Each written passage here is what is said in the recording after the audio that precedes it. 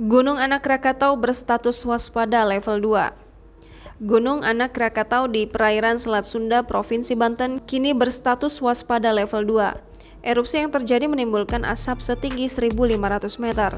Dengan penetapan status waspada level 2, wisatawan, nelayan maupun pelaku pelayaran tidak boleh mendekati pusat kawah gunung karena cukup membahayakan keselamatan jiwa.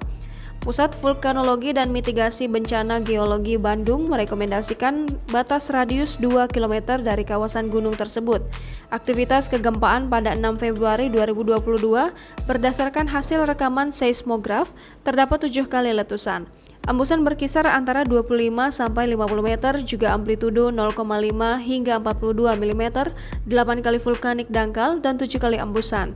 Menurut Denny, saat ini letusan erupsi Gunung Anak Rakatau tidak mengeluarkan lava pijar atau suara dentuman. Masyarakat diminta waspada untuk tidak terpancing informasi yang tidak benar atau hoax.